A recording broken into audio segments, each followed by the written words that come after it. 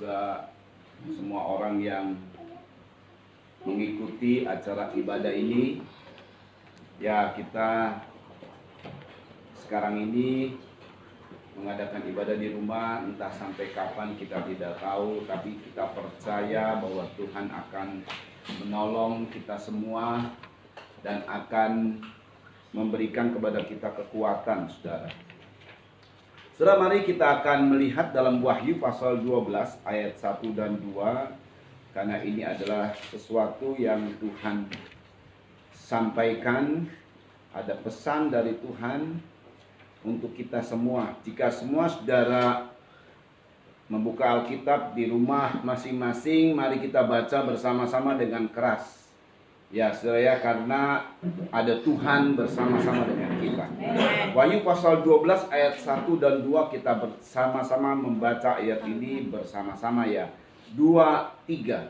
Maka tampaklah suatu tanda besar di langit, seorang perempuan berselubungkan matahari, dengan bulan di bawah kakinya dan sebuah mahkota dari 12 bintang di atas kepalanya. Ia sedang mengandung dan dalam keluhan dan penderitaannya hendak melahirkan, ia berteriak kesakitan. Nah, saudara, ini adalah perempuan yang diungkapkan dalam Wahyu pasal 12. Memang ini satu hal yang misteri. Siapa gerangan perempuan ini, saudara ya? Kenapa diungkapkan hal ini oleh Tuhan? Karena Tuhan ingin mengajak semua jemaat Tuhan memahami bagaimana kehidupan kita. Dalam Wahyu pasal 12 ayat 1 dan 2 ini, saudara, seperti yang terlihat di gambar ini, saudara perhatikan baik-baik. Dalam Wahyu pasal 12, di mana perempuan ini, saudara, sedang mengandung dan ada mahkota 12 bintang serta bulan dan berselubungkan matahari. Ya, mungkin sedikit gelap, ada binatang di sini yang mau menyerang. Tetapi kita mau bahas mengenai perempuannya saja, saudara ya. Saudara, di dalam kitab Wahyu ada 2 perempuan, saudara. Ada 2 perempuan, atau saya sebut mempelai atau pengantin. Jadi kalau kita tidak termasuk pengantin dari Tuhan, maka kita akan masuk yang satu ini, Babel besar, ibu dari pelacur. Wahyu pasal 12 tentang pengantinnya Tuhan, mempelainya Tuhan, mempelai anak domba Allah. Penekanan dari kitab Wahyu itu bukan mempelai raja segala raja, tapi mempelai anak domba Allah. Anak domba Allah ini mengandung makna, saudara.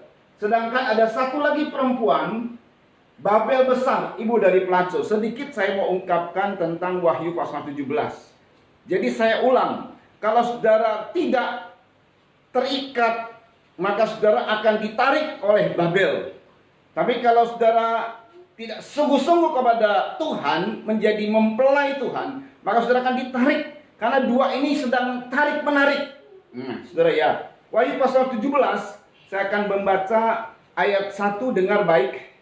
Lalu datanglah seorang dari ke-7 malaikat yang membawa ke-7 cawan itu dan berkata kepadaku, mari ke sini, aku akan menunjukkan kepadamu putusan atas pelacur besar yang duduk di tempat yang banyak airnya. Ciri-cirinya nanti kita lihat. Kalau pelacur ini adanya di tempat yang banyak airnya. Tapi kalau Wahyu pasal 12 ada tanda di langit. Nah, itu ciri-cirinya. Saudara perhatikan baik-baik. Dengan dia raja-raja di bumi telah berbuat cabul, dan penghuni-penghuni bumi telah mabuk oleh anggur percabulannya. Dalam roh aku dibawanya ke padang gurun, dan aku melihat seorang perempuan duduk di atas seekor binatang yang merah ungu, yang penuh tertulis dengan nama-nama hujat. Binatang itu mempunyai 7 kepala dan 10 tanduk. Dan perempuan itu memakai kain ungu dan kain kimisi yang dihiasi dengan emas, permata dan mutiara. Dan di tangannya ada suatu cawan emas penuh dengan segala kekejian dan kenajisan percabulannya. Nah ini, dan pada dahinya tertulis suatu nama, suatu rahasia. Karena wahyu ini disingkapkan, maka nama rahasia itu disingkapkan. Sebenarnya ini rahasia, tetapi kemudian di hari-hari akhir, dan kebetulan kita adalah hari-hari akhir, maka diungkapkanlah oleh Tuhan Babel besar, ibu dari wanita-wanita pelacur dan dari kekejian bumi. Nah, saudara ya. Jadi ada Babel besar, ini adalah ibunya, induknya segala pelacuran di dunia. Baik pelacuran secara jasmani maupun pelacuran secara rohani. Dan yang satu lagi adalah mempelai wanita, anak domba Allah.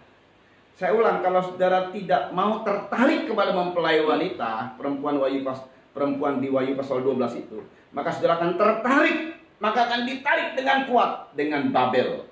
Wahyu pasal 17. Nah, jadi saudara dengar baik, kita harus sungguh-sungguh. Ya, saudara, untuk Babel ini saya sih sedang bergumul. Kalau memang Tuhan izinkan, saya akan streaming hampir tiap hari untuk membahas kitab Wahyu. Jikalau memang saudara suka untuk memahami kitab Wahyu, saudara bisa di Facebook, saudara bisa kasih satu komen begitu. Kalau oke, saudara kasih komen, nanti saya akan menyiapkan untuk tiap-tiap hari membahas kitab Wahyu. Seperti apa sebenarnya kita membaca kitab Wahyu dari kacamata Alkitab, saudara ya, bukan dari kacamata ilmiah dan lain sebagainya, tapi dari kacamata Alkitab. Ini sesuatu hal yang nanti mudah dimengerti, yang diterapkan pada hari-hari kita ini, ya saudara ya. Nah, itu sebabnya untuk sekarang ini kita akan melihat dalam Wahyu pasal 12, karena ini yang diinginkan sama Tuhan. Ada pesan Tuhan untuk kita memahami tentang Wahyu pasal 12. Saudara, mari kita membaca, mari kita lihat lagi. Wahyu pasal 12 itu adalah mempelai anak domba Allah. Sama-sama kita ulangi yuk. Mempelai anak domba Allah. 2, 3. Mempelai anak domba Allah. Ya, saudara. Nah, saudara perhatikan, ini adalah seorang mempelai adalah orang yang dewasa rohani. Jadi saya ulang, kalau yang namanya menjadi pengantin, maka harus dewasa rohani. Betul, saudara? Karena kanak-kanak tidak boleh menikah. Dunia juga menyatakan bahwa kanak-kanak tidak boleh menikah. Jadi kalau kita mau menjadi pengantin Tuhan, maka kita harus dewasa rohani. Harus ada ciri dewasa rohani. Ciri-ciri kedewasaan rohani seperti berikut. 1, dalam Ibrani 5, coba dibaca oleh Ibu Gembala. Ibrani 5 ayat 11 sampai 14.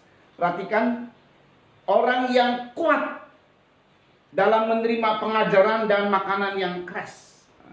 Ya, Ibrani 5 ayat 11 sampai 14. Perhatikan, supaya ini merupakan sebuah pelajaran, ya. 5 ayat 11 sampai 14. Yuk. Tentang hal itu, Ya. banyak yang harus kami katakan. Banyak yang harus kami katakan, kata Paulus kepada jemaat. Tapi yang sukar untuk dijelaskan. Tapi sukar untuk dijelaskan. Mengapa? Terus? Karena kamu telah lamban dalam hal mendengarkan. Dalam hal mendengarkan, terus? Sebab sekalipun kamu ditinjau dari sudut waktu. Iya, ditinjau dari sudut waktu, ya. Sudah seharusnya menjadi pengajar. Sudah seharusnya harus menjadi pengajar. Pengajar itu adalah orang yang memberi makan. Dan orang dewasa pasti cari duit untuk beri makan anak-anaknya. Itu maksudnya, saudara. Terus? Kamu masih perlu lagi diajarkan asas-asas Tapi kamu masih perlu pokok lagi diajarkan asas-asas pokok apa itu? Ya. dari penyataan Allah. Jauh hebatnya Allah. Jadi orang-orang yang rohaninya masih kanak-kanak itu akan selalu lihat ajaib Allah. Wow. Nah, jadi masih perlu lagi diajar seperti itu. Itu sebetulnya bukan kita ajar, tapi sudah kita praktekkan. Bukan kita terima, tapi kita praktekkan. Terus? Dan kamu masih memerlukan susu. Memerlukan susu, terus? Bukan makanan keras. Bukan makanan keras, ya. Sebab barang siapa masih memerlukan susu, Iya. ia tidak memahami ajaran tentang kebenaran. Tidak memahami ajaran tentang kebenaran, terus? Sebab ia adalah anak kecil. Anak kecil, ya. Terus? Tetapi makanan keras. Nah, makanan keras, perhatikan, adalah untuk orang-orang dewasa. adalah untuk orang-orang dewasa, dewasa rohani. Ya, saudara ya, kalau kita lihat anak-anak kita masih bayi, saudara ya, kasihnya susu. Dikasih susu, cepat juga makannya kalau susu, blek habis. Kalau makanan keras, wah, sedikit lama, saudara. Apalagi anak baru belajar makan ya, lama, kadang-kadang berjam-jam lagi belajar makanan keras ya, karena dia sudah meninggalkan sifat kekanak-kanakan. Ya seperti itu juga, saudara ya. Firman pengajaran ini memang memerlukan waktu. Dan itu perlu, saudara, untuk mendapatkan makanan keras. Ya, dari mulai kerasnya saja, makanannya tidak lagi dininabobokan, tidak lagi diiming-iming dan lain sebagainya, tapi dinyatakan kebenaran seperti apa kita ini. Ya saudara ya, lalu dari sudut juga lamanya makan. Nah, ya teruskan saja. Yang karena mempunyai panca indera yang terlatih. Dan punya panca indera terlatih, punya kepekaan kalau orang dewasa. Itu sebabnya Tuhan berkata, tanda-tanda langit kamu tahu, tanda-tanda zaman kamu tidak tahu. Nah ini dia. Ini menjadi satu teguran keras buat orang Israel di saat itu, saudara. Mari kita harus sadar dengan keadaan yang sekarang ini. Ini belum apa-apa sebetulnya virus corona ini. Masih ada hal-hal yang selanjutnya akan terjadi atas dunia. Kira-kira gentar nggak kita? Kalau orang dewasa, jujur yang namanya manusiawi takut. Tapi segera dialihkan kepada hal-hal yang positif. Segera dialihkan dan memahami firman Tuhan. Oh ini harus terjadi. Bagaimana kita menyikapinya. Dan Tuhan bilang, tampilkan dirimu sebagai mempelai wanita anak domba Allah. Terus kan? Yang terlatih untuk membedakan yang baik daripada yang jahat. Iya, untuk membedakan yang baik dan yang jahat, saudara. Ini adalah satu kebenaran. Makanan keras adalah untuk orang-orang dewasa yang karena mempunyai panca indera yang terlatih. Makanya kita harus latihan. Latihan apa? Karena kita memahami firman itu dalam hati kita. Ada suara dalam hati kita, ada suara firman. Nah kita latih terus, saudara ya. Suara ini kita latih. Sehingga pada saat kita mendengar suara hati kita, itu suara Roh Kudus, kita tahu, oh sedang kemari, hati kita menjadi tenang. Inilah yang dimaksud oleh Tuhan. Yang namanya panca indera untuk kepekaan itu harus dilatih. Nggak bisa jadi begitu saja, nggak bisa. Ya dilatih. Yang namanya latihan tidak semua langsung jadi dan berhasil, enggak, saudara. Semua kita juga kalau lagi latihan, ibu-ibu latihan buat kue, nggak selamanya bikin kue, mau bikin bakpao, jadi apem. Nah, ya kan. Nggak selamanya langsung jadi bakpao, mungkin karena kurang apa. Lagi dilatih lagi begitu, saudara ya. Sampai akhirnya mahir. Nah, gitu juga dalam panca indera kita ini loh, kepekaan kita ini, sehingga kita bisa menjadi mahir. Ya, saudara ya. Nah, kita lihat. Jadi pertama ini orang dewasa adalah orang yang menerima pengajaran, kuat dalam menerima pengajaran. Dan karena mereka makanannya makanan keras, bukan lagi susu. Saudara, kemudian orang dewasa rela dan tahan dalam penderitaan. Kalau kita anak-anak begitu jatuh, dia langsung nangis. Sakit, aduh. Nggak peduli tuh. Mau di mall kah, mau di apa. Kalau jatuh ya nangis. Tapi kalau orang dewasa jatuh, di mall jatuh karena kepleset atau karena apa gitu. Apa terus nangis di itu? Enggak, ditahan. Kita nangisnya di rumah. Kejar-kejar di rumah. Ya dewasa. Jadi kalau cari duit, siapa yang cari duit? Orang dewasa. Ya dia cari duit, banting tulang, peras keringat buat anak-anaknya. Anak-anaknya cuma minta duit doang, minta duit. Itu anak-anak, saudara. Jadi kalau Kristen cuma minta anak-anak. Orang dewasa itu tahan menderita. Amin. Nah itu sebabnya kita dikasih penderitaan. Tahan nggak? Itu menunjukkan dewasa atau tidak. Ya, kita menderita lalu ngomel-ngomel bersungut-sungut, nggak tahan menderita. Mari jadi orang dewasa. Hari ini bukan lagi menjadi kanak-kanak rohani lagi. Ayo tinggalkan sifat kanak-kanak.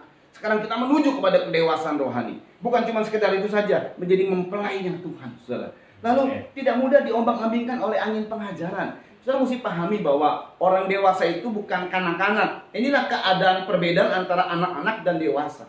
Efesus pasal 4. Kita membaca, perhatikan baik-baik. Hal ini perlu disingkapkan, perlu diungkapkan. Sampai kita nanti memahami satu kebenaran, satu puncak klimaks ya. Ya, Efesus pasal 4 ayat 11 dimulai. Perhatikan baik-baik kebenaran firman Tuhan ini. Ya, mari. Efesus 4 mulai ayat yang ke-11. Ya. Dan ialah yang memberikan. Baik rasul-rasul. Siapa ia itu? Yesus Kristus yang memberikan. Perhatikan nih. Ada jawatan-jawatan rohani dalam gereja. Nah kalau gereja menolak ini, berarti gereja tidak kembali kepada Alkitab. Ada jawatan rohani yaitu rasul-rasul. Terus. Maupun nabi-nabi. Yang ditolak ini, rasul, apostolik, profetik, terus baik pemberita-pemberita Injil. Oh, penginjil sudah kita terima dari dahulu, gereja sudah terima, terus kan? Maupun gembala-gembala. Apalagi gembala-gembala, semua para gembala sedang melakukan ibadah di rumah-rumah dan online ya, saudara ya. Baru kali inilah di Indonesia ya, ada juga yang mungkin ibadah tapi sedikit sekali yang ibadah di gereja, khususnya mungkin di kantong-kantong Kristen, tapi semuanya diminta oleh pemerintah dianjurkan untuk online ya, seperti saya ini, saudara, seperti kita hadir. Gembala-gembala, terus dan pengajar, perhatikan, untuk memperlengkapi orang-orang kudus bagi pekerjaan pelayanan, bagi pembangunan tubuh Kristus. Iya, jawatan-jawatan itu ada 5 jawatan, bukan untuk pribadinya, bukan untuk cari untung, bukan untuk cari duit. Ya, khususnya untuk orang-orang yang penekanannya kepada para nabi yang menyampaikan pesan Tuhan. Pesan Tuhannya jitu banget memang. Dia bilang akan terjadi kamu begini, tapi sayang sekali sekarang ini sudah disalahfungsikan untuk kepentingan pribadi. Wah, nanti kamu perpuluhannya mesti kepada saya. Ngaco semua udah. Makanya kita mesti hati-hati, ini memang di dalam keadaan yang sedikit sedang terjadi ini apostolik profetik, saudara. Tapi sayangnya untuk pribadinya sendiri, pribadi si hamba Tuhan, pribadi si nabi atau nabiya itu, pribadi si rasul itu, saudara. Tidak untuk pekerjaan pembangunan tubuh Kristus. Sedangkan Tuhan berkata ini semua untuk memperlengkapi orang-orang kudus bagi pekerjaan pelayanan, bagi pembangunan tubuh Kristus dengan tujuan terus. Ayat 13 perhatikan. Sebab itu Ayat 13 sampai kita Efesus 4 ayat 13 sampai kita semua telah mencapai kesatuan iman, ya, dan pengetahuan yang benar, ya, tentang anak-anak. Nah, 5 jawabannya dibutuhkan untuk kesatuan. Banyak para tokoh-tokoh Kristen, khususnya orang-orang yang berada di pimpinan-pimpinan, mereka sedang merindukan bagaimana terjadinya kesatuan umat Kristen ini. Nggak usah jauh-jauh di seluruh dunia, di Indonesia aja. Sebenarnya 5 jawatan inilah yang dibutuhkan untuk memperlengkapi orang-orang kudus. Itu pun yang terjadi di setiap gereja. Ada rasul-rasul, ada pemberita-pemberita Injil, bukan cuma satu, rasul-rasul, pemberita Injil, gembala, dan seterusnya. Saudara, ini zamannya. Jangan sampai kita telat, jangan sampai kita ketinggalan akan gerak Tuhan ke arah mana ini, saudara ya. Jadi semua itu untuk sampai kita mencapai kesatuan iman, pengetahuan yang benar tentang anak Allah, kedewasaan penuh, terus kedewasaan penuh, ya, dan tingkat pertumbuhan yang sesuai dengan kepenuhan Kristus. Kristus. Sesuai dengan kepenuhan Kristus, terus Sehingga kita bukan lagi anak. Ya, anak-anak nggak akan jadi mempelai. Dan anak-anak ini cirinya begini. Jadi kalau dewasa cirinya yang sudah kita tahu, bahwa lewat inilah kita dipertumbuhkan, didewasakan lewat jawatan-jawatan ini, sehingga kita memiliki kedewasaan penuh. Nah, sifat anak-anak bagaimana? Yuk. Yang diombang-ambingkan oleh rupa-rupa angin diombang-ambingkan oleh rupa-rupa angin pengajaran atau pengaruh-pengaruh, entah pengaruh pengajaran, entah pengaruh dunia. Itu seperti angin. Kalau anak-anak bingung dia, kata orang tentang A, wah ngikutin A. Wah, trennya tentang B, ngikutin B. Itu anak-anak. Ya, terus oleh permainan palsu manusia dalam kelicikan mereka yang menyesatkan. Terus, tetapi dengan teguh berpegang kepada kebenaran. Harusnya kita teguh berpegang pada kebenaran, ya. Di dalam kasih kita bertumbuh di dalam segala hal ke arah Dia. Iya. Kristus yang adalah kepala, mempelai pria sorga. Terus, daripadanya seluruh tubuh yang rapi tersusun dan diikat menjadi satu oleh pelayanan semua bagiannya, sesuai dengan kadar pekerjaan tiap-tiap anggota, menerima pertumbuhannya dan membangun dirinya dalam kasih. Jadi ini yang disebut dengan mempelai Tuhan, dewasa rohani. Dewasa rohani itu cirinya kuat terima pengajaran. Dewasa rohani itu cirinya rela dan tahan menderita. Dewasa rohani itu cirinya tidak mudah diombang-ambingkan. Dan kalau untuk jadi mempelai setelah dewasa, orang pengantenan itu karena apa? Bukan karena ketangkep basah. Jadi pengantin, kenapa ketangkep basah? Bukan, karena cinta. Nah, ini yang terakhir. Karena cinta. Sudahkah kita mencintai Tuhan? Kita sudah menunjukkan tanda-tanda kedewasaan. Tapi sudahkah kita mencintai Tuhan? Sebab ada dua pribadi yang menuntut cinta, menuntut kasih. Ya, kita tahu semua. Tapi kita perlu diulang-ulang. Dan ingat baik-baik. Tuhan berkata, aku adalah Allah yang cemburu. Kata cemburu itu berkaitan dengan apa? Cinta.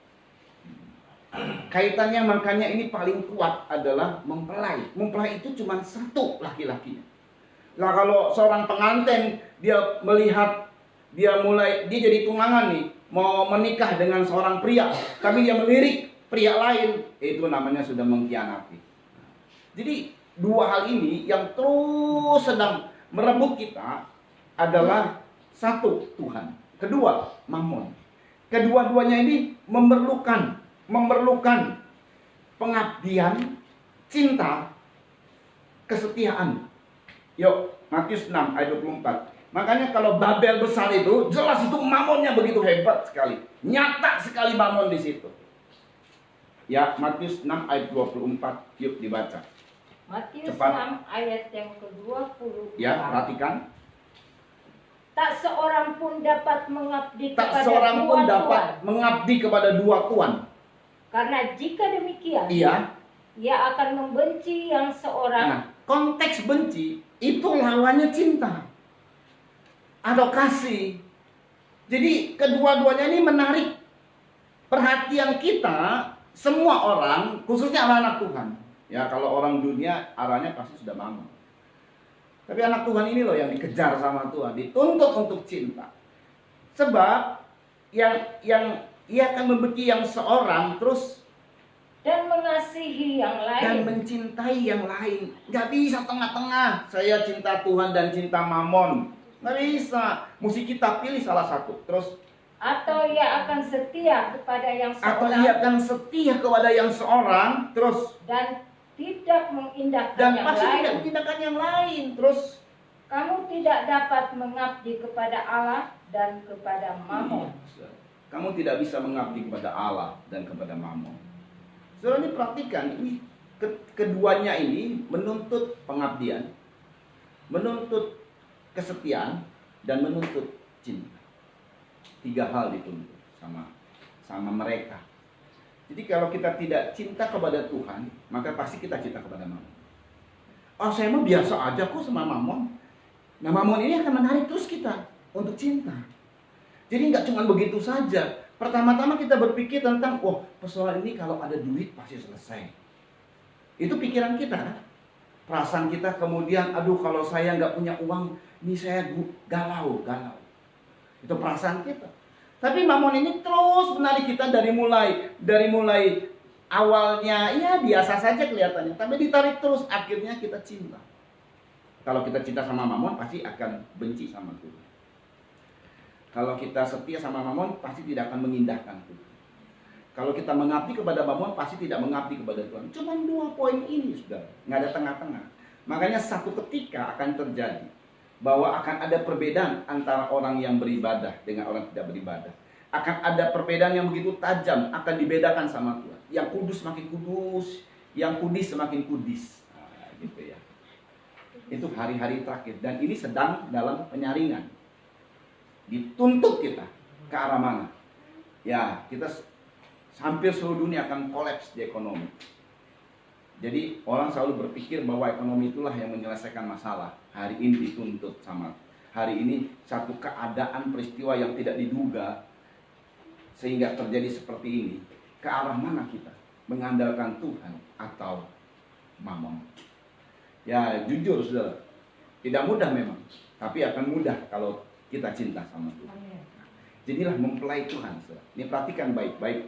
Nah, mempelai Tuhan itu adalah tubuh Kristus yang telah menerima meterai dari Allah. Nah ini dia, tubuh Kristus yang telah menerima meterai dari Allah. Wahyu pasal 7. Kita mesti perhatikan baik-baik.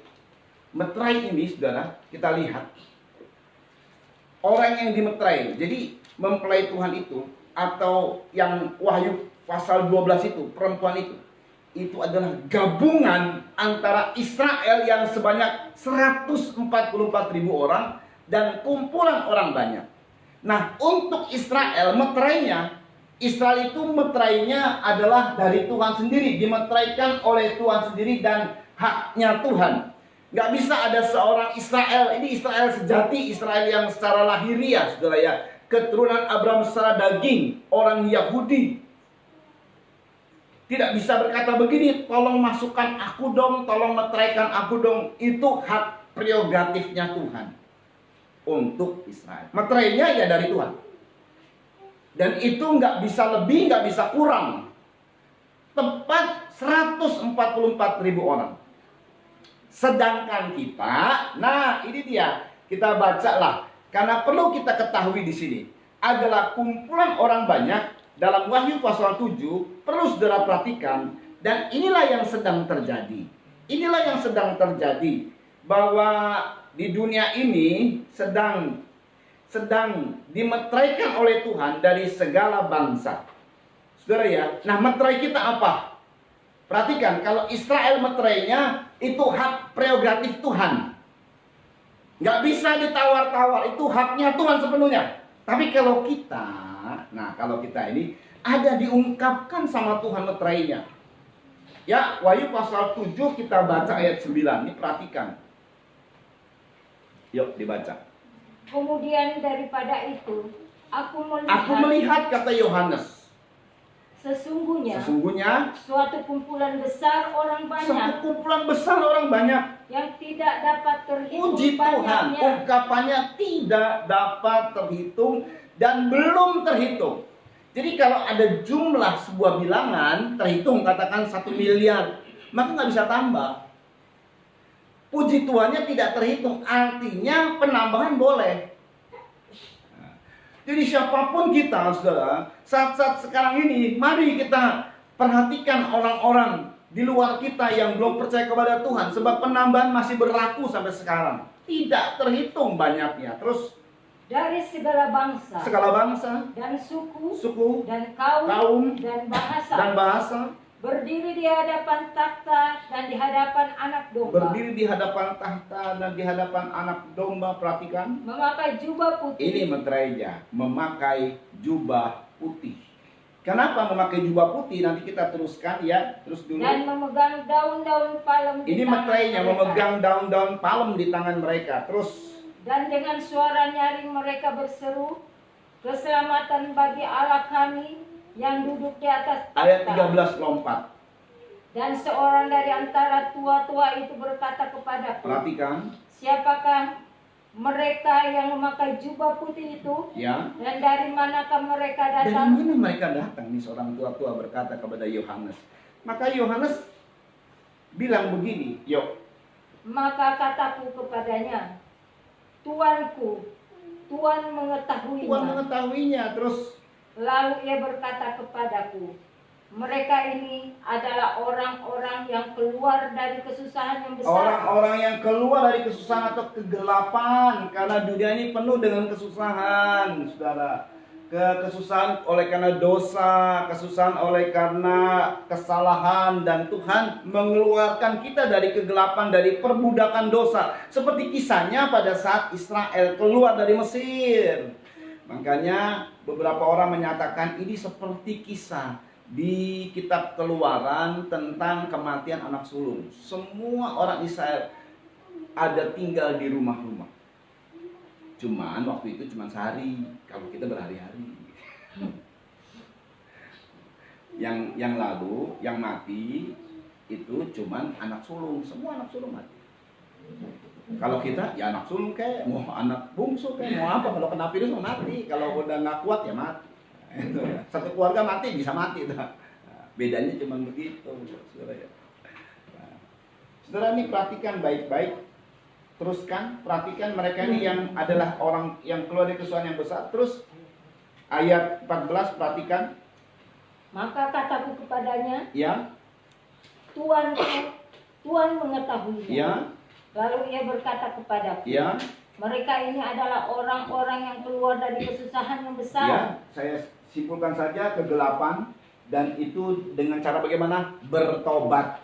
Terus, dan mereka telah mencuci jubah mereka dan membuatnya putih di dalam darah anak domba. domba. Jadi mengenakan jubah putih menjadi ciptaan baru di dalam perbuatannya. Nah, ciptaan baru itu dalam perbuatannya. Jadi kadang-kadang orang kelihatannya rohani gitu ya, tapi perbuatannya nggak rohani, roh aye, roh yang lain-lain. Nggak bisa gitu, saudara. Jadi dia dalam perbuatan, makanya jubah itu yang kelihatan kan kita jubah. Pakaian saya ini yang kelihatan sekarang pakai batik, saudara. Oh, saya ini adalah orang yang percaya kepada Tuhan, saya ini orang baik. Orang baik tunjukkan di perbuatanmu. Saya ini mah baik sama orang kok, saya ini mah nggak pernah nyakitin orang, tapi betapa mulutnya menyakiti orang. Jadi pembenaran diri itu namanya. Kebenaran itu, saudara, itu seperti sebuah pakaian yang kelihatan luar. Pakaiannya putih, perbuatannya putih. Dalam Wahyu pasal 19 itu perbuatan-perbuatan benar. Nah, saudara ya.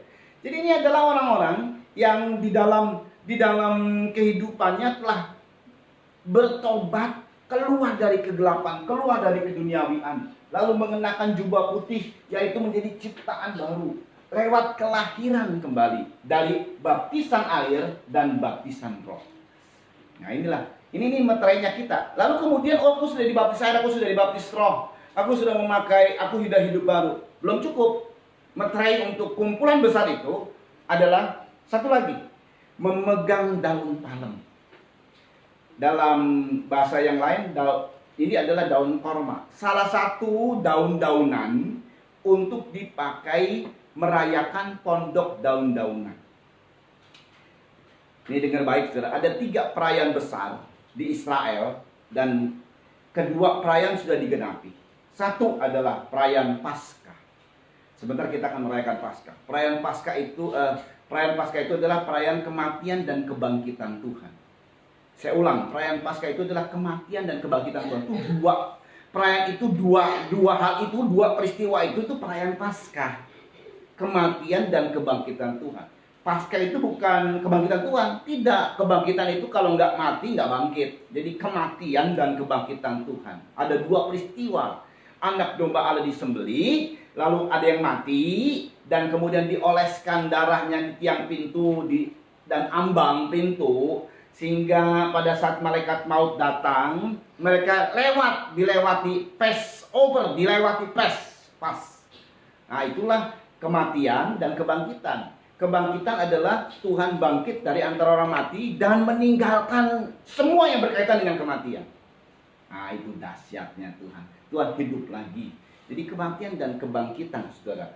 Lalu yang kedua yang sudah digenapi adalah Pentakosta. Hari Raya Pentakosta dalam hujan awal.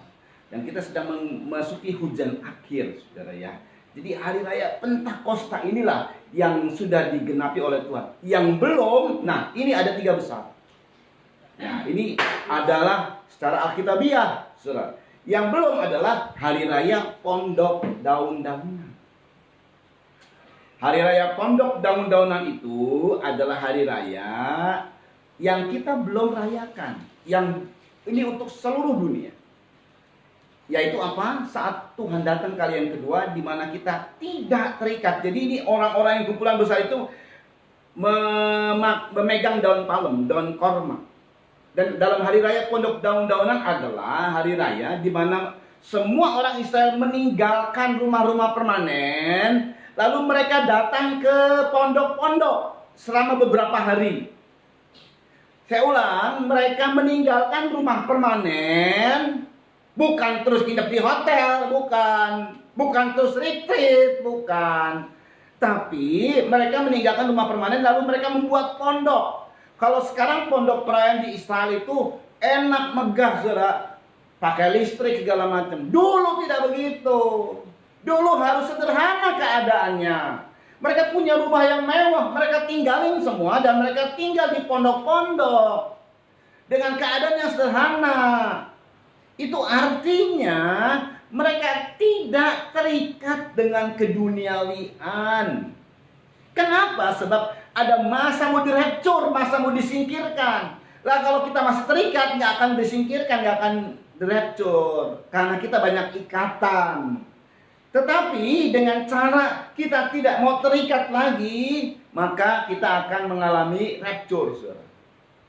Makanya untuk meterainya dari kita adalah kelahiran kembali, ya udah meninggalkan kegelapan dengan bertobat, memandang Kristus, lalu berbuat benar, lalu menjadi ciptaan baru lewat kelahiran kembali. Tetapi tidak itu saja, harus menyiapkan diri, dan ini hari-harinya nih.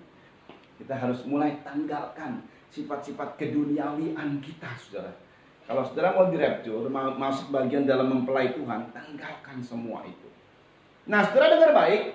Jadi perempuan dalam kitab Wahyu pasal 12 adalah gabungan Israel 144.000 dengan kumpulan banyak orang yang tadi ada meterainya yang tadi saya sebutkan. Ini gabungan menjadi tubuh Kristus. Ya, nah sekarang kita lihat. Kita ulang kembali Wahyu pasal 12. Ini kita mulai satu pembahasan di Wahyu pasal 12 ini. Saudara perhatikan ayat 1. Saya waktu pas menyelidiki ini dituntun sama Roh Kudus, sangat luar biasa sekali. Beberapa poin kata-kata kita perlu disingkapkan.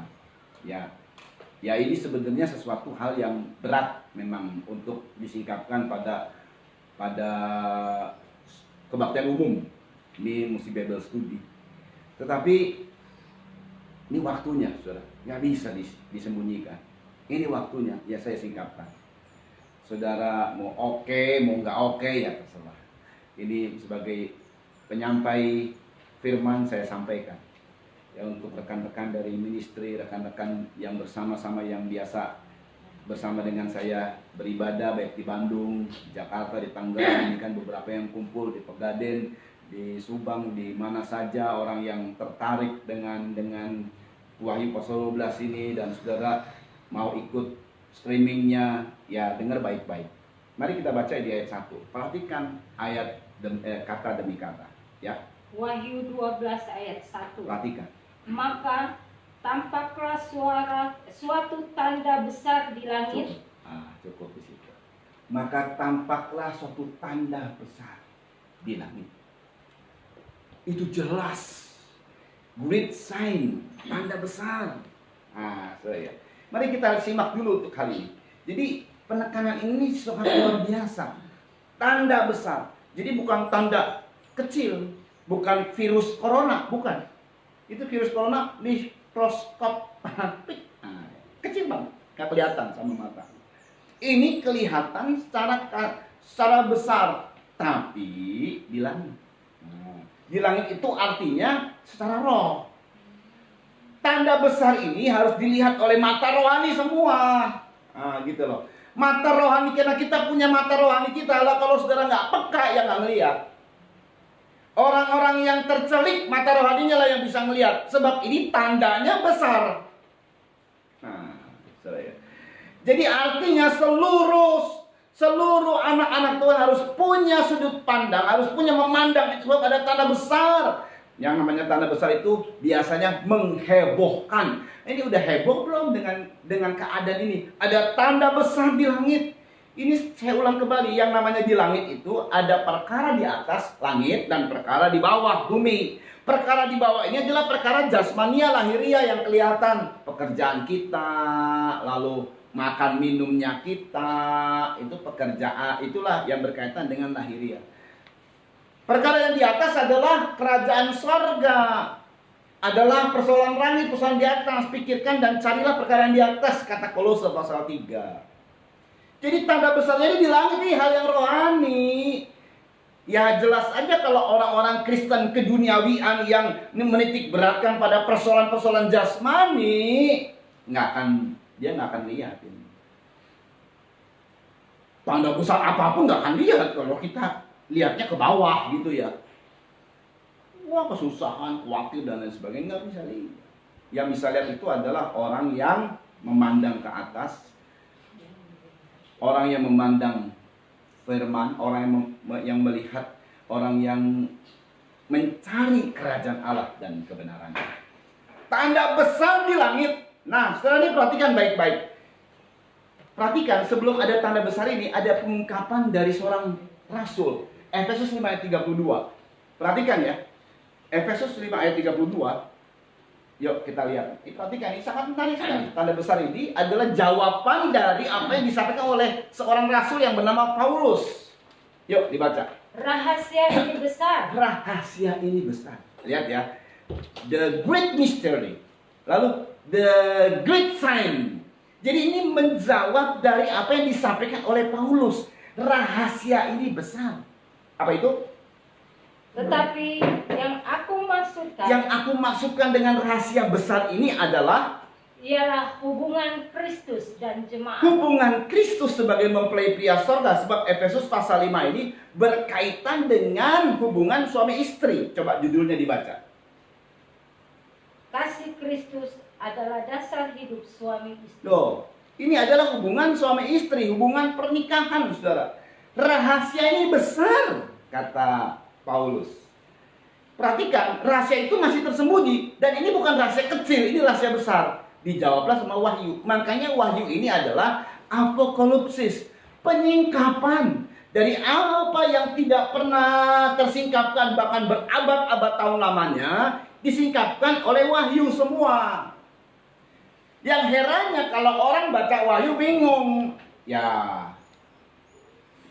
belum, ya nanti makanya kita akan mencoba bagaimana, saudara ya.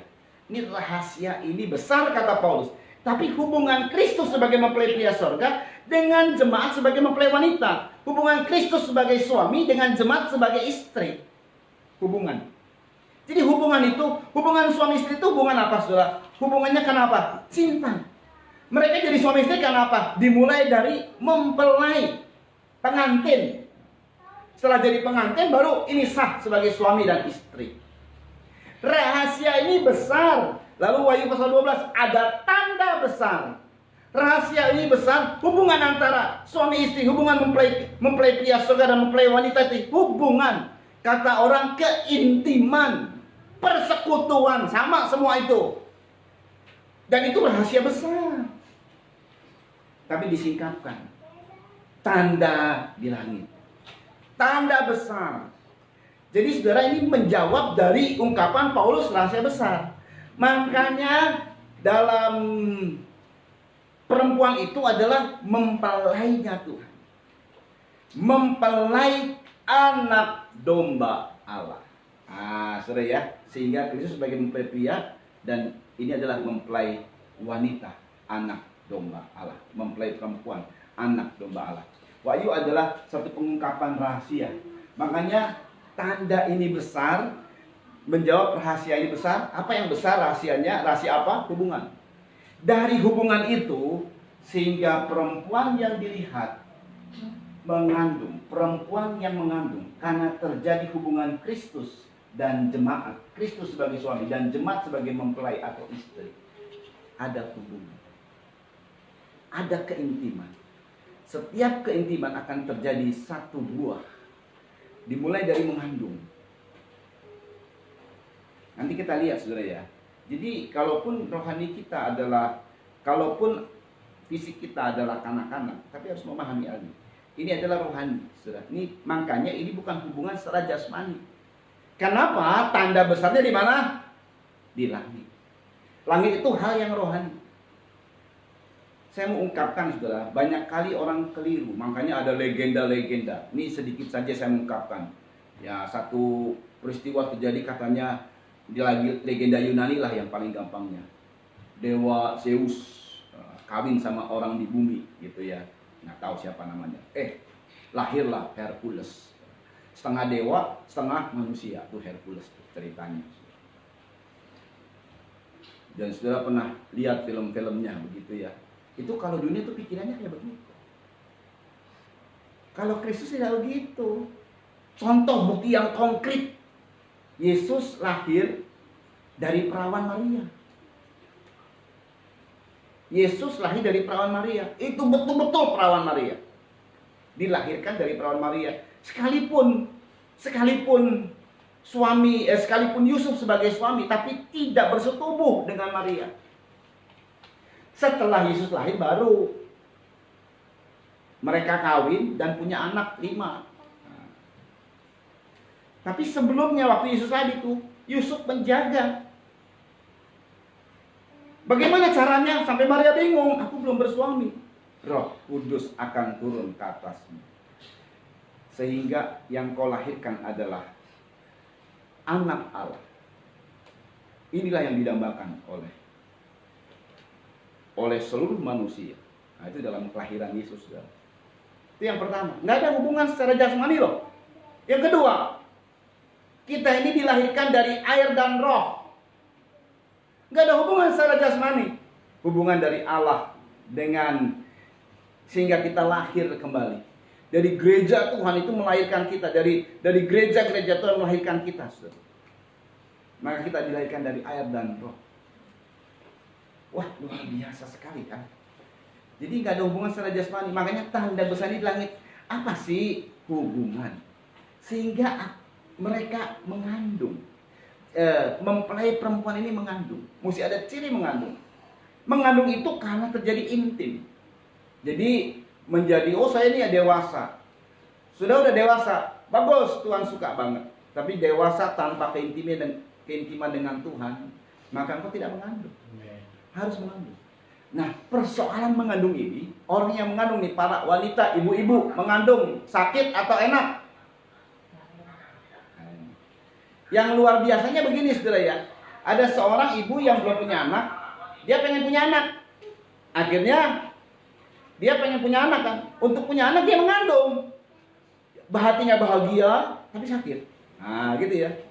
Hati bahagia karena nggak punya anak, akhirnya dapat punya anak. Tapi sakit. Nanti tiap berapa bulan gitu, aduh, pasti tuh. Setiap orang. Ya. Yang di Bandung juga begitu ngalami kan. Aduh gitu kan. Ya kan yang di Bandung juga pasti streaming. Nah itu, tapi bahagia, tapi sakit. Nah gitu ya. Apalagi waktu pas sakit bersalin. Ya bukan saya salin, sakit bersalin. Aduh, teriak-teriak. Kalau laki-laki mah enggak. Gitu aja susah. Ya lu nggak pernah ngerasain sih. Makanya jangan terlalu banyak ngomong laki-laki gitu kan ya. Ini perempuan ini sungguh perlu diperhatikan. Tapi bahagia, Sir. Jadi hubungan itu pasti akan mengandung. Dan orang yang mengandung itu menderita. Jadi kalau saudara menderita tanpa salah, jangan bingung, jangan ngomel. Itu artinya saudara sedang mengandung satu hal nanti akan dilahirkan. Saudara, di langit ini hal-hal adalah persoalan rohani, kerajaan surga, tidak terlihat secara kasat mata. Jadi ada satu hamba Tuhan, terlihat rasi bintang, itu terlihat kasat mata itu. Ini nggak ada terlihat kasat mata, nggak ada di bintang-bintang yang seperti ini, tidak ada saudara yang gitu. Ini secara roh. Ya, pahami baik-baik. Nah, kemudian lanjut Wahyu pasal 12 tadi, perhatikan. Nah, cirinya tadi di langit tadi, tanda besar dan di langit, tanda besar itu berkaitan dengan hubungan karena ada rahasia besar disikapkan, ini hubungan sehingga mengandung. Tetapi sekarang perempuan ini saudara, perempuan ini ada punya ciri tersendiri. Mari kita baca ayat 1 ulang lagi, perhatikan. Maka tampaklah suatu tanda besar di langit. Ya. Seorang perempuan berselubungkan matahari. Matahari itu benda penerang. Terus dengan bulan di bawah kakinya. Bulan itu benda penerang. Terus dan sebuah mahkota dari 12 bintang di atas kepalanya. 12 bintang di atas kepalanya. Itu benda penerang. Jadi dari kepala sampai seluruh tubuh, sampai telapak kaki, semuanya terang. Gak ada kegelapan sedikit pun. Itu ciri mempelai. Nggak pakai gelap-gelapan. Transparan. Keuangan transparan. Kehidupannya transparan. Jujur. Nggak sembunyi-sembunyi. Khususnya buat anak-anak muda. Nggak suka digelap-gelap. Gelap kafe. Itu yang anak muda kayak begitu, biarpun Kristen kelihatannya sungguh-sungguh, maaf ya, nggak masuk hitungan. Kalau mau jadi mempelai Tuhan, makanya harus berada dalam keadaan terang semua. Amin. Nanti kita lihat ya. Jadi matahari, bulan dan bintang dalam Kejadian menyebut begini, kita baca. Kejadian pasal 1 ayat 14 sampai 16. Ini benda-benda penerang. Nah, saudara ya, baik yang menerangi siang maupun yang menerangi malam. Jadi artinya tidak ada siang dan tidak ada malam untuk mempelai wanita, karena terus dalam keadaan terang dia. Baik dia menerangi tubuhnya, karena selubung matahari memancar dari hidupnya keluar, menerangi dan hidupnya terang. Kedua, dia menerangi orang, jadi berkat buat orang. Yuk, Kejadian 1 ayat 14 sampai 16. Diperhatikan baik-baik ya, Kejadian 1 ayat 14 sampai 16. Yuk dibaca. Berfirmanlah Allah. Jadilah benda-benda penerang ya. Pada cakrawala tuh langit, saudara ya. Terus untuk memisahkan siang dari malam. Terus biarlah benda-benda penerang itu menjadi tanda yang menunjukkan masa-masa ya, yang tetap dan hari-hari ya, dan tahun-tahun ya. Dan sebagai penerang pada cakrawala ya, biarlah benda-benda itu menerangi bumi ya. Dan jadilah demikian. Terus maka Allah menjadikan kedua benda penerang yang besar matahari, terus yakni yang lebih besar ya, untuk menguasai siang, itu matahari, terus dan yang lebih kecil ya, untuk menguasai malam, itu adalah bulan ya. Terus dan menjadikan juga bintang-bintang. Sebutannya benda-benda penerang. Jadi ini dengar baik, kalau menjadi gereja Tuhan, maka hidup dalam terang. Amin. Jadilah anak-anak terang. 1 Tesalonika 5 ayat 1 sampai 11. Nah, saudara perhatikan dalam, kita lihat dulu 1 Tesalonika. Ini perlu kita tahu. 1 Tesalonika 5. Perhatikan, ini perlu kita tahu. Kenapa? Ini berkaitan dengan kedatangan Tuhan. 1 Tesalonika 5 ayat 1 sampai 11. Kita mungkin akan lompat-lompat ya. Tetapi tentang zaman dan masa, saudara-saudara, tidak perlu dituliskan kepadamu. Ya, ini lagi heboh tentang Tuhan datang. Sebenarnya nggak perlu ditulis. Kenapa? Karena ayat 2 nih, perhatikan.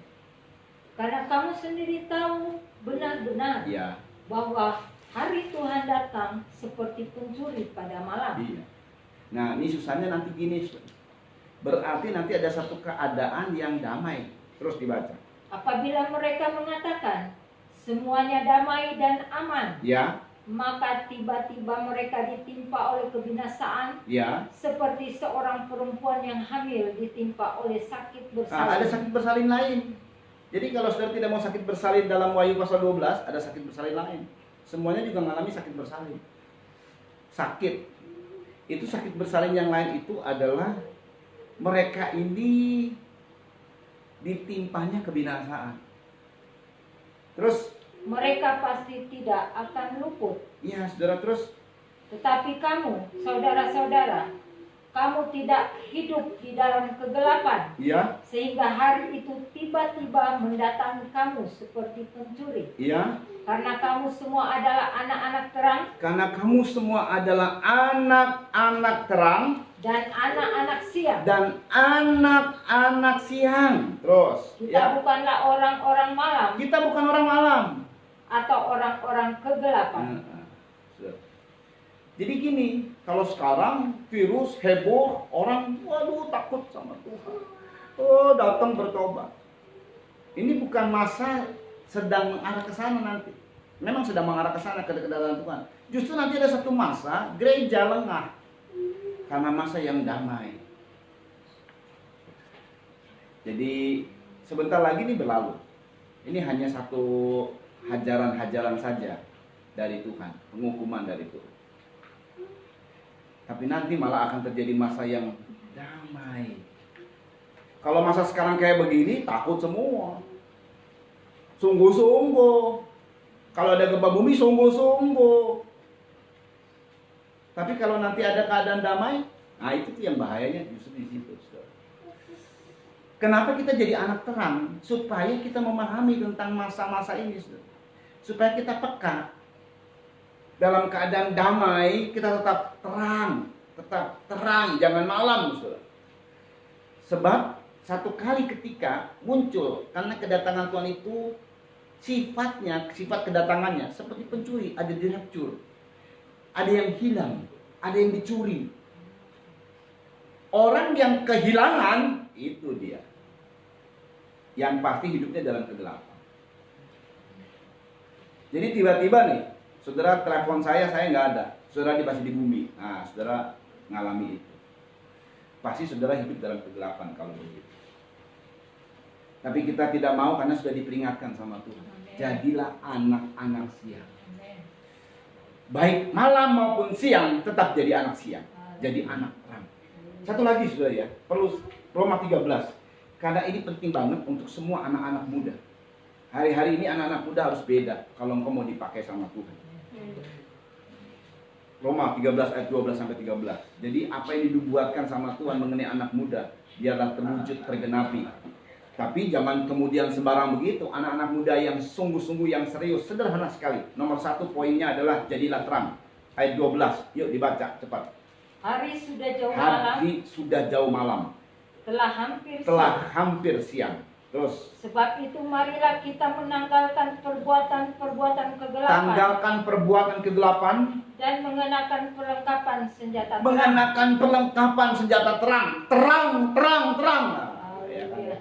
Kayak ini moto semboyannya pilih terang terus terang terus terang terus terang terus gitu. Sama ini juga sama nih, dia pakai ayat ini nih. Terus bagaimana orang yang hidup terang itu? Yuk dibaca. Marilah kita hidup dengan sopan. Hidup dengan sopan. Apa hidup dengan apa? Ulangi lagi, dengan apa? Sopan. Lah kalau saudara kemana-mana pakai cuman sedikit yang cewek begitu, apa sopan itu? Mini-mini, itu orang dunia pantas. Anak Tuhan mah nggak sopan yang begitu. Ke gereja lagi, ya elah. Ada di klub-klub malam adanya, gereja malam-malam, gelap-gelap malam terus. Ya orang gelap-gelapan ya pantesan, jadi pada nggak sopan. Nggak tahu gereja sekarang ini lebih cenderung kepada gelap-gelapan. Yuk, terang, harus terang. Tuhan nggak peduli begitu banyak orang atau tidak, nggak peduli. Ini kebenaran mesti disampaikan. Suka atau tidak suka, karena Tuhan sudah menyampaikan, sampaikan pesan ini. Ya saya sampaikan. Jadi gereja mana yang memang masuk dalam bilangannya Tuhan sebagai mempelai Tuhan, gereja mana yang tidak, lihat aja ada cirinya udah jelas kok. Terang semuanya. Nggak ada kegelapan sedikit pun. Dan itu adalah perlengkapan senjata terang. Artinya kita harus berlawan, melawan kegelapan, saudara. Nggak terang begitu saja. Memang saudara, aduh, saya tuh udah biasa loh modelnya begini loh. Yang mesti dirubah, itu perjuangan, iya perjuangan. Merubah sifat kedaginganmu, mengkikis sifat kedaginganmu, itu perjuangan. Udah biasa saya. Saya juga nggak ditegur sama siapa-siapa loh. Sekarang pribadi saudara harus sopan, kata-katanya sopan. Ini mau dipakai sama Tuhan, mesti kata-kata sopan sejak sekarang ini. Nanti sebabnya ada sesuatu yang kita harus pahami baik-baik. Ini masih belum pada klimaks ini. Terus seperti pada siang hari. Iya, seperti pada siang hari. Terus jangan dalam pesta. Jangan dalam pesta pora. Ya jemaat Tuhan yang sering-sering ke klub, sekarang patahkanlah. Nggak usah lagi begitu. Kecuali kamu nggak mau disingkirkan. Ya terserah. Terus dan kemabukan. Ya. Terus. Jangan dalam percabulan. Dan hawa nafsu. Itu semua gelap semua terus. Jangan dalam perselisihan dan iri hati. Iya, jangan dalam perselisihan dan iri hati. Ayo, orang muda katanya mau dipakai sama Tuhan. Ya, Tuhan betul akan pakai. Tapi yang gelap-gelap, sorry, nggak masuk daftarnya Tuhan. Yang hidup dalam terang. Coba lihat baik-baik. Kekuatan mempelai iblis juga sedang menarik kita. Dia kasih benih yang, ini kan tren zaman ini. Oh, segala macam dia kasih. Tapi kita harus punya keputusan yang tegas sekarang ini. Amin. Lakukan tindakan. Hidup dalam terang.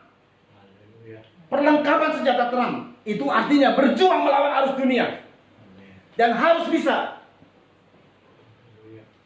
Saudara perhatikan. Dan Bapa itu segala terang. Nah ini dia. Ini nanti dampaknya. Ini saya mau kasih tahu saudara ya. Karena kita hidup dalam terang. Kenapa kita hidup dalam terang? Karena Bapa kita itu segala terang. Lalu apa di sini dampak dahsyatnya? Yakobus 1.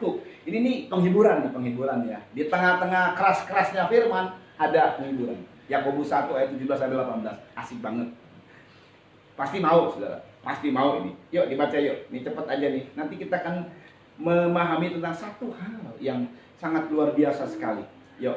Yakobus 1 ayat 17 dibaca. Ayat 17. Tetapi pemberian yang baik. Iya. Dan setiap anugerah yang sempurna. Pemberian yang baik, setiap anugerah yang sempurna. Terus kan? Datangnya dari atas. Datangnya dari atas. Tuh, tanda di langit, di atas. Terus? Diturunkan dari Bapa segala terang. Diturunkan dari Bapa segala terang. Bapa segala terang itu punya pemberian yang baik dan sempurna. Kalau untuk anak-anak yang terang, makanya jadilah anak-anak terang. Kenapa kita mendapatnya kok cuman segini-segini ya? Nggak sempurna dan nggak terbaik. Kenapa kita nggak terang? Nggak cocok sama bapaknya. Bapaknya segala terang, anaknya gelap-gelapan dikit. Terang tapi dia gelap-gelap, suram-suram dikit. Ya nggak cocok, pantesan ya begitulah dapatnya. Tapi kalau saudara mau dapat yang terbaik dan sempurna, diturunkannya dari atas, dari Bapa segala terang untuk buat kita. Wah, luar biasa. Di tengah-tengah begini, gampang sekali Tuhan menolong kita, gampang sekali Tuhan memberkati kita. Makanya hidup terang. Jangan pakai cara dunia, harus begini ya. Gak usah, tenang aja. Tuhan bisa nolong saudara kok. Dulu Israel bisa disingkapkan mana? Gampang sekali Tuhan buat mujizat. Hari-hari ini mudah sekali. Makanya saudara, kita lihat dahsyatnya Tuhan bekerja. Oke, cepetan. Ya, masuk. Itu ganti, yang itu ganti. Ya, sebentar baterainya mau habis. Udah, itu langsung ke situ. Ya. Nah, saudara, perhatikan baik-baik. Awas jangan salah. Terbalik. Ya. Oke. Ya, kita akan lihat di selanjutnya. Ini yang mengandung. Ini poin terakhir. Dia akan mengandung dan akan mengalami sakit bersalin untuk melahirkan anak laki-laki. Nanti hal anak laki-laki ada poinnya tersendiri. Karena hubungan cinta melahirkan anak laki-laki, karena hubungan cinta maka mengandung, dan untuk melahirkan maka akan alami sakit bersalin. Jadi kalau saudara mengalami hari ini menderita, dibully orang, dihina orang, menderita tanpa salah, dimarah-marahin sama bos, dan itu terus terjadi sama saudara, jangan mengeluh, engkau sedang sakit bersalin. Orang-orang seenaknya, saudara tidak bisa begitu, saudara mulai ngeluh. Ngeluhnya bukan karena susah ya, tapi ngeluh karena hidup di tengah-tengah yang berat, hidup di tengah-tengah yang orang semaunya sendiri kita nggak bisa. Itu sakit bersalin. Kalau orang sakit bersalin tujuannya apa? Lahirkan anak. Jadi kalau keluarga saya juga yang lagi sakit bersalin, tapi sakit bersalinnya sayangnya ya kita ini sakit menderitanya karena kita udah salah gitu, susahnya gitu. Sedangkan kita harus ngalami menderita karena tidak salah. Tapi kita udah capek dengan ulah kita, akhirnya kita menderita. Udah capek, kita aja udah habis di situ. Begitu kita wajib harus masuk di dalam penderitaan tanpa salah, kayak dah. Makanya gagal mulu. Padahal penderitaan tanpa salah itu akan melahirkan anak. Akan ada hasilnya. Semua penderitaan tanpa salah itu ada hasilnya. Nah, perhatikan, Paulus juga alami sakit bersalin. Ungkapan Paulus nih, Galatia 4. Tapi satu poin lagi nanti, habis dari Galatia ini ada sesuatu. Nah, inilah waktu saya mendapatkan ini, saya bingung sebenarnya. Kok di tengah-tengah virus kok dapatnya ini Tuhan? Ya, virus itu adalah meterai kuda-kuda saudara yang muncul. Lah kok dapatnya ini? Waktu saya melihat dalam Yesaya nanti yang kita akan singkatkan, baru saya mengerti. Yuk kita baca sebentar. Galatia 4 ayat 11. Ya, kita akan sedikit lagi dan mengakhiri akan ibadah kita. Galatia 4 ayat 11. 19. Galatia 4 ayat 19. Yuk dibaca. Ayat yang ke-19. Ya. Hai anak-anakku, Hai anak-anakku, karena kamu aku menderita sakit bersalin lagi. Nih, karena anak-anak dalam Galatia, dalam jemaat Galatia memang sedikit-sedikit nakal, saudara. Nggak tahu di jemaat Pegadaian gimana. Ministry Golden Ministry gimana ya? Ini anak-anak nih nakal karena kamu, aku menderita sakit bersalin lagi. Terus sampai rupa Kristus menjadi nyata di dalam kamu. Sampai rupa Kristus menjadi nyata di dalam kamu. Jadi ini adalah satu perubahan kan terjadi. Jadi bukan cuma sekedar banyaknya jiwa, tapi ada anak-anak Tuhan yang berubah. Dari hari ke hari dia berubah, hidupnya mulai berubah, karakternya mulai berubah, semakin baik, semakin sempurna, semakin memancarkan rupa Kristus. Jadi demi itu Paulus rela sakit bersalin lagi. Ya, karena kamu, aku sakit bersalin lagi. Ya, habisnya jemaat Galatia yang kita kenal dengan mengawali roh, mengakhiri daging, itu jemaat Galatia. Ya, kita hebat sekali waktu pertama dalam pemakaian Tuhan luar biasa. Ujung-ujungnya daging, saudara ya. Ya, tapi ya begitulah. Ujung-ujungnya perselisihan satu sama lain. Ujung-ujungnya kok nggak ngerti banget ya. Heran deh, antara satu dengan yang lain kok saling iri ya. Aduh, bingung lah. Tapi kata Paulus, aku sakit bersalin lagi dah. Nggak apa-apa lah. Yang penting rupa Kristus, supaya rupa Kristus ini muncul dalam diri kamu. Luar biasa, saudara ya. Nah, ini poin terakhir. Karena ini kata ungkapan sakit bersalin ini melahirkan anak laki-laki. Nah, saudara ya, ada satu ayat yang menubuatkan soal ini sebenarnya. Yesaya. Dalam nubuatan yang dinubuatkan sama Yesaya ini adalah penggenapan nanti dalam Wahyu pasal 12 yang kita baca. Dalam Yesaya 66 ayat 6 sampai 8. Ini nubuatan yang diungkapkan oleh Yesaya, saudara ya, yang kemudian sedang dalam keadaan seperti ini. Nah, perhatikan baik-baik. Yuk, ini merupakan poin terakhir dari pertemuan kita. Yuk dibaca. 6 ayat 6. Dengar bunyi kegemparan dari kota. Ya, bunyi kegemparan dari kota. Dengar baik, ini sedang terjadi. Terus dengar datangnya dari bait suci. Pertama, datangnya dari bait suci. Saudara, pada saat terjadinya virus corona ini, wabah ini, saya mendapatkan pesan dari Tuhan. Yang kena adalah rumah Tuhan. Sebab virus ini, jadi saya sedikit ulas, ya beberapa kali saya udah ulas. Tahun 2018 saya mendapatkan tahun pembebasan. Yesus sebagai pembebas. Dan dari 2018 akhir itu saya harus menyelidiki tentang keadaan dari kitab Keluaran, khususnya di tokoh pembebas yang namanya Musa. Jadi mulai karakternya Musa seperti apa, bagaimana pembebasan itu pada saat dibebaskan karena tulah-tulah terjadi, penghukuman atas Mesir terjadi. Lalu di beberapa minggu di 2019 ditemukan dengan belalang di Arab. Lalu mendekati ke sekarang ini tulah-tulah yang disampaikan lalu mencapai kepada tulah ke-7 dan kemudian di situ disingkapkan mengenai peristiwa-peristiwa yang sekarang ini terjadi bahwa Tuhan sedang menghakimi dunia dan sudah mulailah saya kasih tahu meterai ini sudah terbuka. Meterai. Jadi penghukuman meterai ini terbuka. Tapi ingat baik, penghukuman meterai ini adalah pada saat meterai ini penghukumannya nggak urutan. Tapi ini meterai ini artinya dicap, pasti dijamin terjadi gitu. Kalau misalnya kuda yang sekarang ini terjadi adalah kuda hijau kuning dan kuda hitam bersamaan sedang ada di langit. Lalu kemudian menyusul kuda merah. Nah, ini yang sedang terjadi sekarang. Jadi kuda hijau kuning adalah kematian, entah wabah, nanti ada gempa bumi dan lain sebagainya. Lalu kemudian dari situ diiringi dengan kuda hitam, krisis. Jadi ada krisis. Lalu kemudian setelah baru kuda merah, terjadinya damai sejahtera diambil.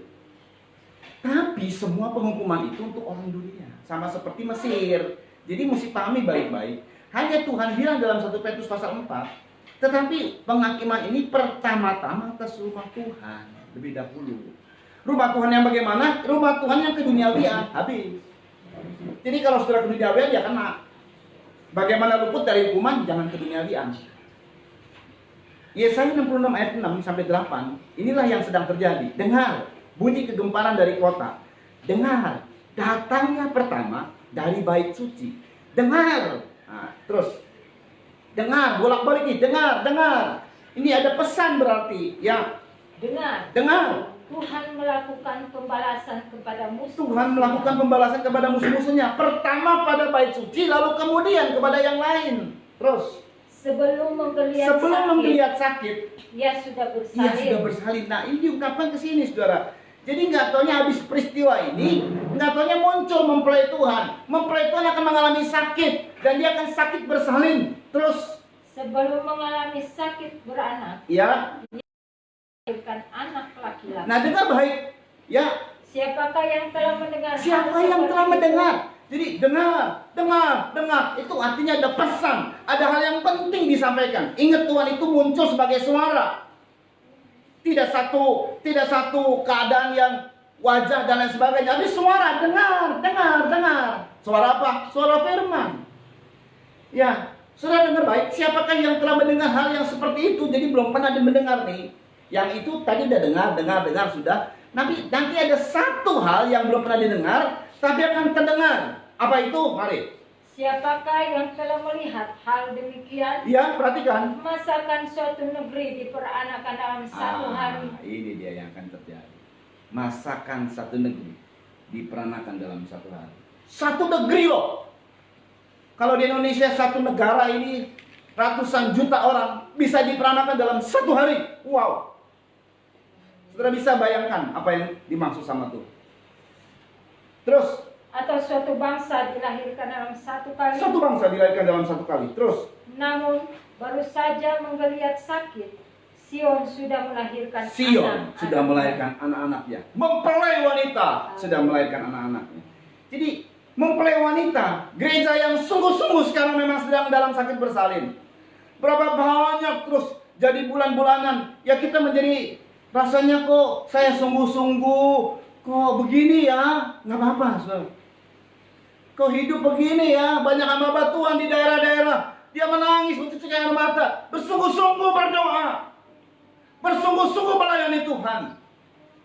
Beda dengan hamba Tuhan mungkin, waduh segala macam enak, sampai ada mungkin dalam hidup kita ini, saya iri tuh dengan yang sana, tapi dia putuskan, biarin aja lah, saya tetap sungguh-sungguh. Biarpun makan gak makan. Berapa banyak hamba Tuhan yang menangis. Yang lain, seperti meloskan semua lah. Apa namanya ya? Sebutannya apa? Obral. Melasatkan. Ada satu lagi yang brul-brulan lah gitu ya. Yang lain menderita. Bayangkan kalau yang hamba-hamba Tuhan yang di kota dengan pendapatan yang demikian, bagi-bagi ke desa-desa. Ya ini mah cuma ini saja sharing. Tapi terjadilah seperti itu. Tapi saudara ingat baik-baik, nggak apa-apa kita. Ya, seberapa pelayananmu yang sederhana mungkin dan kau sungguh-sungguh melayani Tuhan dengan pengabdian kepada Tuhan yang sepenuhnya, saatnya akan melahirkan. Kita akan masuk dalam satu kekuatan tubuh Kristus yang begitu dahsyat. Dan kalau mempelai wanita ini sudah melahirkan, yang lahir adalah anak laki-laki. Apa itu? Satu bangsa dilahirkan dalam satu hari. Nanti ada terjadi satu hal-hal yang luar biasa. Sebenarnya belum penilaian, penilaian nanti di sana anak laki-laki. Tapi ini bukan 1-2 orang. Ini adalah satu negeri. Ada kumpulan orang-orang yang nanti berkualitas sebagai anak laki-laki. Nah, ini dia. Ini yang Tuhan kasih tahu sama saya. Satu bangsa. Satu bangsa itu bukan satu bangsa misalnya satu bangsa A gitu. Bukan. Sama seperti kalau sifat perjanjian baru ini persis kayak begitu. Kumpulan bangsa-bangsa tapi dalam satu. Kamu adalah imamat yang rajani tapi dari berbagai bangsa. Tapi di mata Tuhan itu satu gitu Pak. Jadi kita mungkin dari Indonesia, nanti dari luar negeri mana segala macam, dari pulau, dari Jawa Barat, dari Jawa Timur, dari Jawa Tengah, dari Papua, dari NTT, dari mana saja di Indonesia, Sumatera, Medan dan lain sebagainya. Seperti Golden di sini terkumpul dari mana-mana nih. Nanti gabung dengan orang luar negeri, gabung dengan Israel, gabung di Israel. Nggak perlu kita kumpul, ayo kita kumpul dalam satu daerah. Enggak. Ini makanya kan di langit. Ini bicara roh. Bukan kumpulan besar yang wah kita kumpul semua, kumpul datang. Wah biayanya banyak. Bukan berarti Tuhan nggak bisa itu kan biaya. Tapi terjadi hal yang terbatas. Waktunya sudah sangat singkat. Dibatasi dengan nunggu ini, pikir ini segala macam. Wah. Makanya teknologi roh ini dahsyat banget. Tiba-tiba serentak kita bisa menyatu. Dan dari situ sudah muncullah gereja Tuhan. Lalu dia mengandung. Ini orang-orang yang menderita karena cinta Tuhan. Engkau akan melahirkan. Yang dilahirkan adalah anak laki-laki. Satu kumpulan lagi yang disiapkan sama Tuhan. Nah itu nanti berikut. Tapi artinya begini. Nggak tahunya virus nanti masih ada lanjut nih ya. Ini penghakiman atas dunia. Penghukuman atas meterai, 7 meterai. Dan di 7 meterai inilah meterai itu berlanjut terus, terbuka. Meterai ke-7 juga terbuka. Meterai ke-7 adalah pemeteraian atas 144.000 orang dan kumpulan dari sejumlah besar orang. Itulah kita. Ini lagi yang dimeterai. Lalu nanti Tuhan satukan. Nah, akan terjadi Tuhan satukan. Lalu kemudian ini gereja-gereja yang sungguh-sungguh ini disatukan, tiba-tiba satu kelahiran terjadi. Nanti kelahiran anak laki-laki. Apa itu anak laki-laki? Satu kumpulan yang Tuhan siapkan. Sebab mempelai Tuhan itu bukan akhir katanya. Anak laki-laki itulah yang akhir. Ini bukan rapture, bukan. Ada maksud dari Tuhan. Nanti kita akan melihat ke depan seperti apa itu yang dimaksud. Ya, saudara. Hari ini berarti yang Tuhan minta adalah mari kita cinta sama Tuhan. Mempelai itu adalah cinta sama Tuhan. Mari kita dewasa rohani. Mari kita sungguh-sungguh sama Tuhan. Biar ada tanda atas kita. Kita nyanyikan satu lagu. Tolong kita. Saya ada satu lagu ditampilkan. Tolong gitarnya saya. Saya minta kursi aja dulu. Kita beri tanda. Yuk, kita nyanyikan.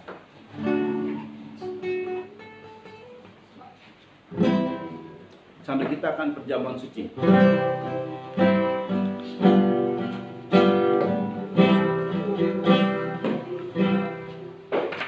Beri tanda